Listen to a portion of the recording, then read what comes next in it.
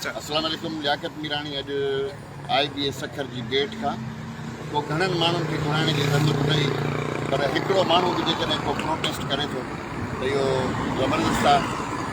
ॻाल्हि इहा आहे त IBA जे तरफ़ां जेके टेस्ट कंडक्ट कई रिक्रूटमेंट जे लाइ, जेके उस्तादनि जी भर्तियुनि जे लाइ जेका रिक्रूटमेंट कई वई, उन में जेको आहे सो मुसलसिल ग़लतियूं थींदियूं रहियूं ऐं ग़लतियुनि खे रेक्टिफाई करण जे लाइ नौजवान सरापा एहतजाज आहिनि सॼी सिंध में, त उन्हनि खे जेको आहे सो रेक्टिफाई कयो वञे। जॾहिं त हिन जी स्टेटमेंट आहे ही त अहिड़ी का बि ग़लती न आहे। मां I request to the vice chancellor of the IBA, I request to the registrar that please and please rectify the keys, because this is a demand of the candidates. We want to be the correction of the keys. छाकाणि जो जेकॾहिं तव्हां correction of key न कंदव त पोइ candidates are waiting to go for the code.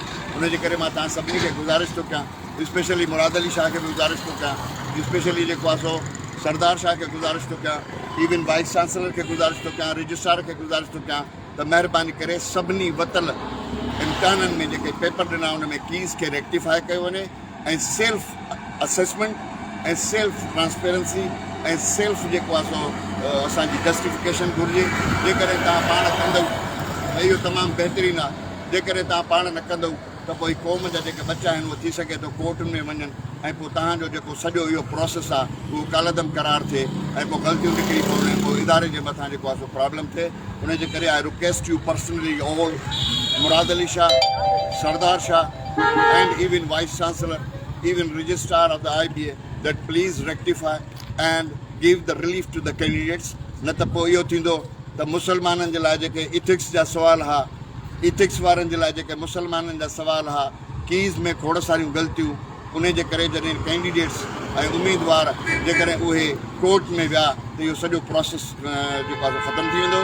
त उम्मीदवारनि जी demand कंदे मां लियाकत मीरानी अॼु IBA जी गेट तां डिमांड थो कयां, अपील थो कयां, तंबीह थो कयां त महिरबानी करे जेके उम्मीदवारनि जेको इम्तिहान ॾिनो आहे ऐं IBA जेके ग़लतियूं कयूं पंहिंजे कीज़ में उन्हनि खे रेक्टिफाई कयो, न त सुभाणे हिते प्रेस क्लब ते धरनो बि लॻी रहियो आहे। उन्हनि खे बि मां इनकरेज थो कयां त उहे जेके हिन पार्टिसिपेट कनि बहितर नमूने सां, ऐं मां हीउ इंडिविजुअल प्रोटेस्ट करे सॼी सिंध खे ॿुधाइण थो चाहियां त अकेलो माण्हू बि प्रोटेस्ट करे सघे थो, अकेलो माण्हू बि डिमांड करे सघे थो।